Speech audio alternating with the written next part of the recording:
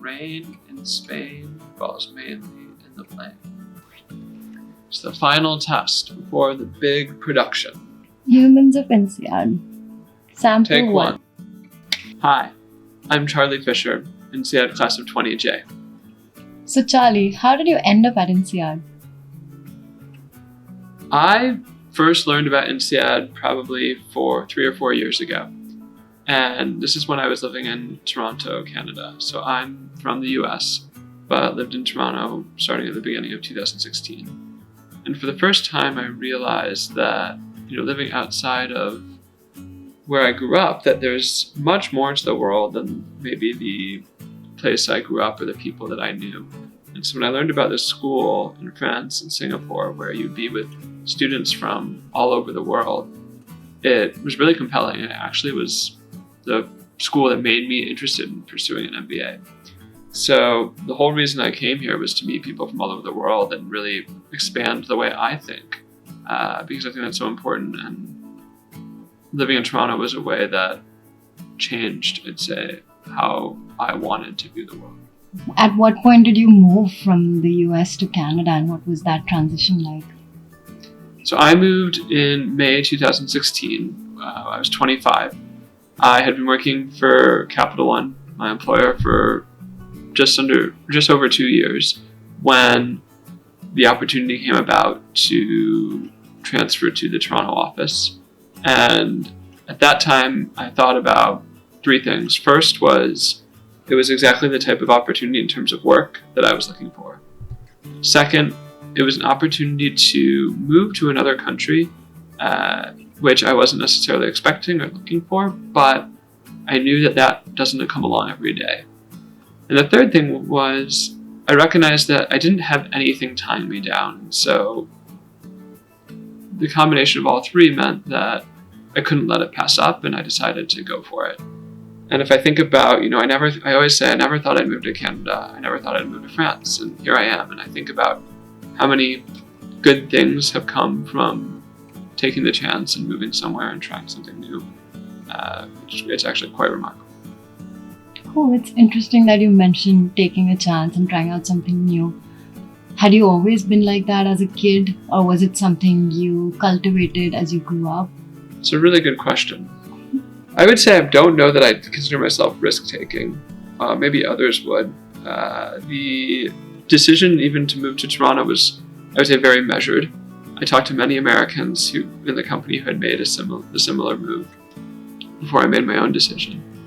But people ask me why did I move there? Why did I move to France? And it doesn't feel like a risk for me, but maybe it is in the grand scheme of things. And so when I was young, I don't know. I think when you're younger, my family, a lot of decisions are made for you. I did Boy Scouts because my brother did Boy Scouts, or I signed up to play the trombone. I just kept playing for year after year.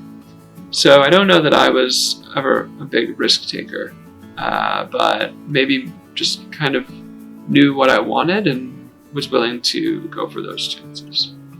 Was there a particular incident at which point you were like, okay, enough, now I'm going to make my own decisions and consciously choose to try out new things? I think at some point I decided I wanted to do the things that I wanted to do and not what was expected or what was, let's call it, normal.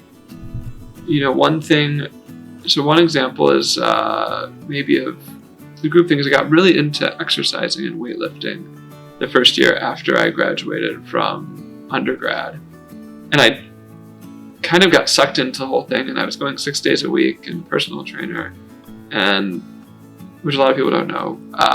But I was, 9 months to a year into it, and I was just like, God, this is not what I want to be doing with my time. I was eating all the time and always hungry, and I didn't enjoy doing that. And then, I think that is just a small example, but generally, this is part of getting older.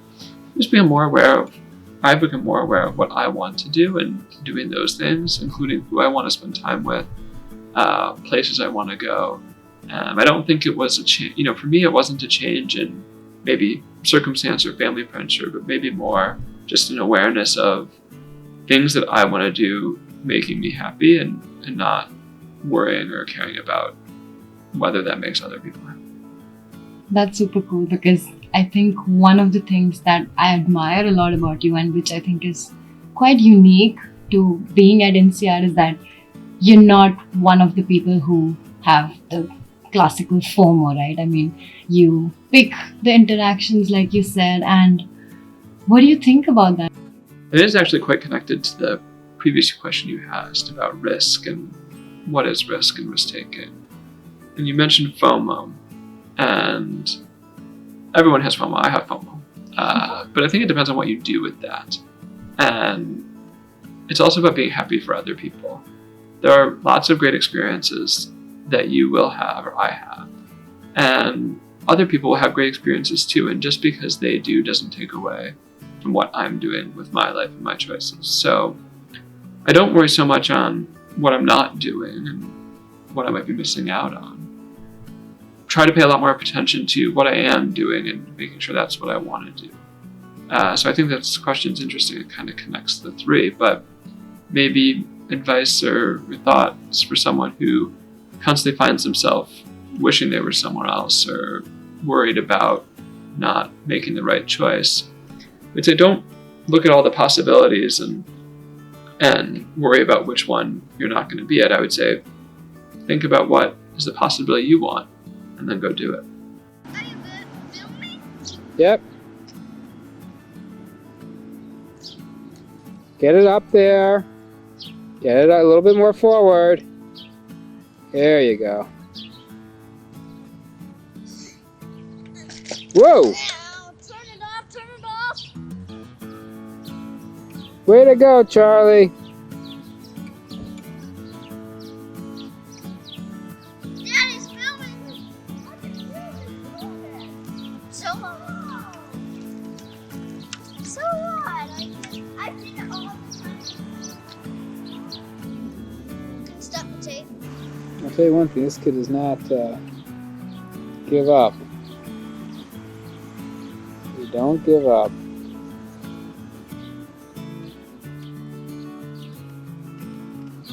Hopefully it won't hit me. You're doing great. Did you tape that? Yeah. Oh, shucks. Charlie, we love you.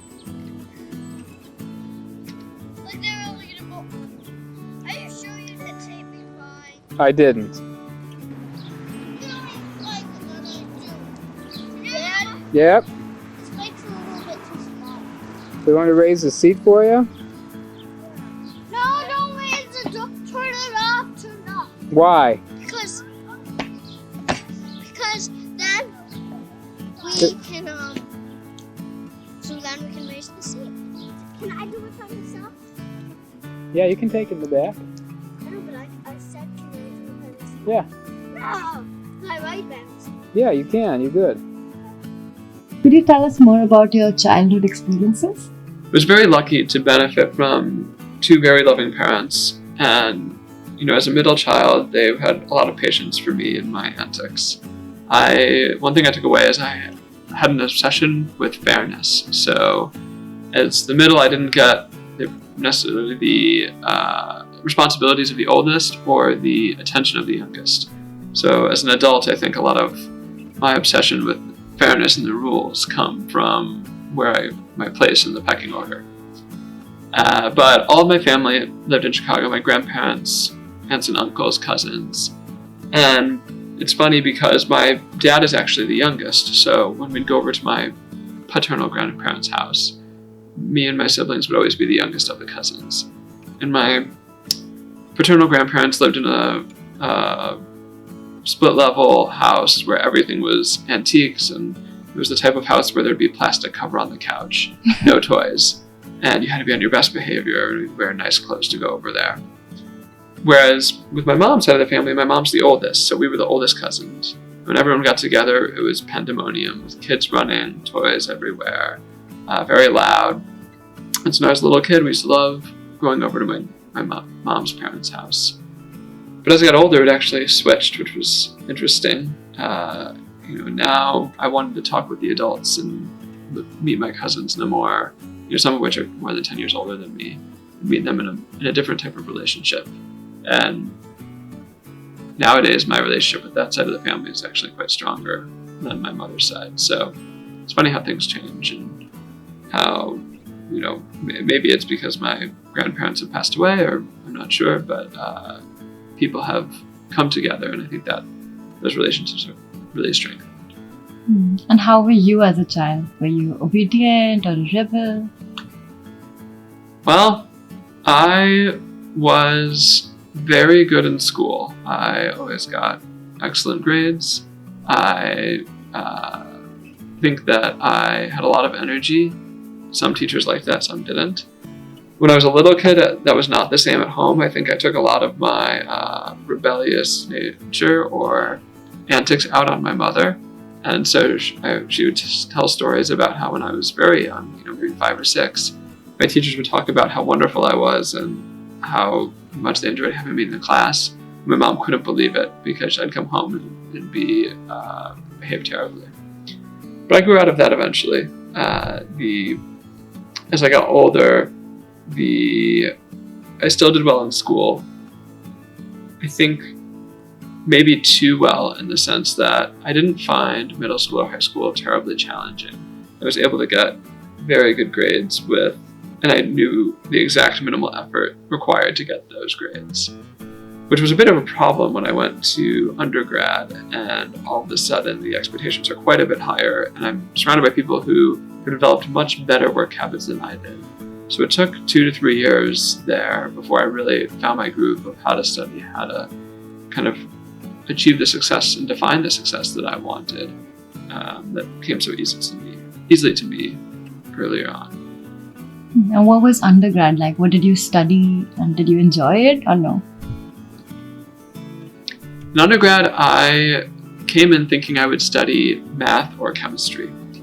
And I took both my first term, and math was fine, and I just didn't like chemistry. I didn't like that there were so many people who wanted to go into medicine and how hard and competitive it was. So I decided, okay, I will do math. And I learned an important lesson in my studies, which is that being good at something is not a reason to necessarily pursue it. So by the end of my math studies, it was really a slog to motivate myself to go to class and do the assignments. And, by the end, I just wanted it to be over. But one fortunate thing happened is that in my very first semester, I took a Chinese language class in Mandarin, which over the next 4 years, I fell in love with the language and the culture, the history. And semester after semester, I would take more language, more history or culture classes. I spent the summer of 2011 in China studying language. And actually, by the end of my studies, I did a second major in Chinese studies. So, it's an important lesson. I think a lot about at INSEAD, which is you can be good at something, but you need to explore to find your passion. And I'm really glad that I found Chinese, because otherwise I might not have very fond memories at all of my university academics. And what about studying business? I mean, I know you came to INSEAD looking for engaging with other people who thought differently and came from different walks of life, but why a business degree? I never took a business course in my undergraduate studies. At the time, I thought, well, if I go into business, I can do that for my whole life, so I don't need to spend my time studying it. Which I think is good advice. If I were to give someone recommendation in the American university system, I'd say take the time to explore the softer subjects. And I actually, for a while, I thought I was going to go into government intelligence work. So in my third year university, I applied for all the internships with the CIA, NSA, FBI, and a few others. They actually had quite a few interviews. And I had the FBI and NSA internships lined up. This is in the pre-Snowden days. And so but part of doing that is going through a very extensive background check process. So I started out with the FBI first in St. Louis, which is where I went to university. And I would go there and answer questions, do drug tests, polygraph. And the NSA called and said they were also interested. So I flew out to Baltimore and did the same thing over 3 to 4 days period with them, including a Mandarin language test. And I think I learned an important lesson about working in government and kind of the bureaucracy that can go with that, because as it got closer to the summer, I hadn't heard about, the outcomes of these background checks. And only until mid-June did I find out that there was an issue with having 2 ongoing investigations at the same time, to the point where they were both closed, and I could not intern at either agency. So my dreams of working in government intelligence were shattered, and so I came into my last year reevaluating what I wanted to do. And I heard a lot of people liked working at a company called Capital One. So I applied there, got the interview in finance, which is what they were hiring for. And I got a great piece of advice during that interview process. The night before, someone told me, if you like the interview, you'll enjoy working here. And the next day, it was what they call the power day of interviews. So I had 2 cases, a behavioral and a job fit interview. And so it takes all morning. And I remember getting on the bus to go back to the airport with the other candidates and thinking, I don't know if I'll get a job offer or not, but I really enjoyed this and I thought it was a great experience. And so when I got the call and they asked if offered me the job, I thought about that advice and I thought, yes, this is what I want to do. So that is how I ended up on the business track. And then as I've now spent almost 6 months in INSEAD and pursuing a business education, I think about, maybe I fell into this, maybe there was some chance, but I think corporate and business suits me. I really like solving problems, big problems, and thinking about the interpersonal dynamics that actually go into effect to solve those problems. Anyone can come up with an answer. Sometimes the answer isn't even hard. But figure out how to mobilize the resources to put the strategy into execution is the really fun part. And I hope I can spend my career figuring out that type of thing. And the business school kind of sets me up for that. Could you tell us more about how you met and now your partner is here at INSEAD, what life here is like? Charlene and I met at Capital One in Toronto. So when I moved there in 2016, I was obsessed with a band called The Struts, a British rock band, and they were playing at a music festival outside of Toronto. And I asked around and found out that 2 of my coworkers were actually going. And I asked if I wanted to go with them. Charlene and another girl, Lauren. And so 3 of us went and had an amazing weekend, just getting to know each other, seeing music, great concerts. And for the rest of the fall, Charlene and I started going to concerts together more and more, spending more time together outside of work. And at the beginning of 2017, we started dating. And, flash forward a couple of years, we got married in March of 2019 and moved to France in August that year to be at INSEAD. Being a partner here has been wonderful in many ways. I'd say, very fortunate to have this experience for a couple of reasons. First is a lot of people come here in relationships, but are unable to come here with the person that they're in the relationship with. And having Charlene here, it's just very special that she can observe and see and experience the things I'm experiencing and understand what I'm going through during this intense program. And it's not lost on me how difficult that would be to explain to someone that may not be able to appreciate it if they're not here in the day-to-day. The second one is, I get to have the best of both worlds. I have my INSEAD life and friends and my classes and my work, but I also get to go home to someone who knows me outside of INSEAD, before INSEAD, and, able to think about life and watch movies and do things where I don't need to be constantly on or thinking about school or who am I going to go to dinner with or what am I going to do next weekend. So having a partner here has been, a fundamental part of my experience.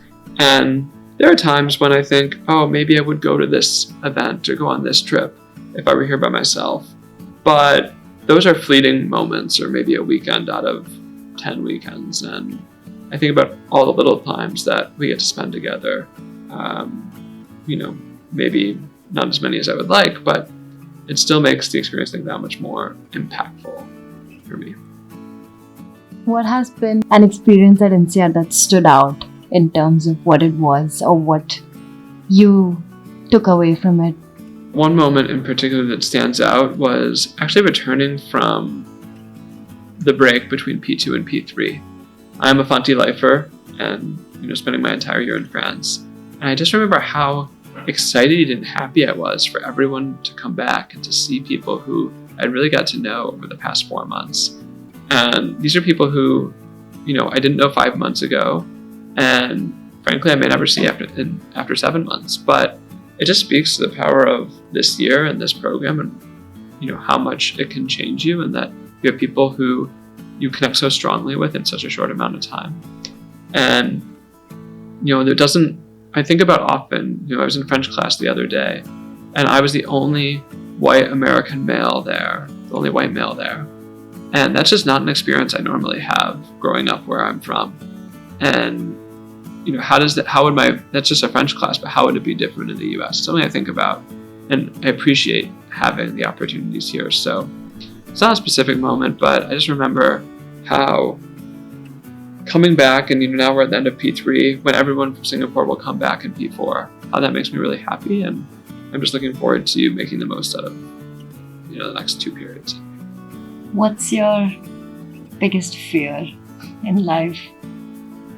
I'm afraid of missing my one chance and not taking advantage of the opportunities that are in front of me.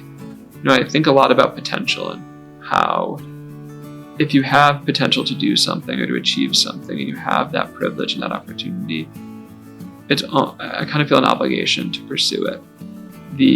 So many people in the world, or even in your own country or city, don't have the same opportunities that I have. So my greatest fear is not living life to the fullest and not taking advantage of the opportunities available to me. Maybe not being the best version of myself and getting lazy or complacent. And so that's what motivates me, really. It pushes me to take the risk to move to a new city, to move to a new country for business school, to try and get a job that's really hard to get. It's, I want to feel like I didn't pass any opportunity by and look back and say, yes, I did and made the most of the chances I had. Following up from that, do you have any regrets, any opportunity that you passed by which you still think about, which keeps you up at night? When I worked at Capital One, I was in a rotation program, and in the third and final rotation, there was an opportunity for one associate to go work in the UK for 2 years. And I remember thinking that it was this unique opportunity that I needed to explore. And I really wanted it. And, to cut to the end, I didn't get it. And at the time, I remember being really disappointed and thinking about the process and what I did and what I didn't do. And it bothered me that I had not been chosen for this thing that I thought I should be chosen for. But over time, what I've learned to do is think about why that happens and how I can change and learn from it. So you asked, do I stay up at night thinking about missed opportunities? I really don't, because the other thing I've learned is you have to learn. You have to not just let life happen to you and then react and then expect things to be different. Coming to INSEAD, it's a culmination of a lot of lessons from my undergrad. I don't want to be falling behind in my classes and feeling like I didn't learn or didn't take advantage of the opportunities that the professors were giving. And that I've learned that lesson the hard way. So for me, it's there's always going to be things where I want something and I don't get, or I miss an opportunity because of whatever reason, but it's more important than to learn from that and move forward and grow. And, next time I'll be able to do that thing. Was there something at INSEAD which you completely didn't expect, but something that happened and it really made you think about, made you change the way you think about something? One thing I've learned to appreciate, and something I wanted to learn coming in, but I didn't realize how impactful it would be, is really appreciating differences in people. and what people want. I came to INSEAD for my own reasons, and it was important to me not to project those onto other people. And this is all about judgment. I don't want people to judge my motivations, and I don't want to judge theirs. But that doesn't mean I'm prepared for the way people behave or act or prioritize. And there's still things that surprise me. And, people who choose to, travel or to study or to be very career-oriented or to be very party-oriented. All of those are okay. And one thing that I'm really surprised I learned here was how to appreciate the different points of view and also become more comfortable and confident in my own. And that's something that I wasn't expecting, but I'm really happy that I got to experience all these different types of people and reasons to be here. And I wouldn't change what I want, having gone through. If I were to ask you one thing that you want to convey to other INSEADers or future INSEADers or pretty much anyone, what would that be? Be patient. I'm not a patient person, but I have learned that life will not pass you by. Be in the moment, be present. You will make friends. You will find the right thing for you. And as long as you are aware of yourself, true to yourself, making decisions and making friends that make you feel good, it will be okay, and it will turn out as it's supposed to. So don't worry about missing that party or not doing well on that test, or who's going to be your best friend, or who you're going to go on P1 break with. But just think about, how do I want to spend this year, and how to make that happen. Because I'm going to replay that so many times.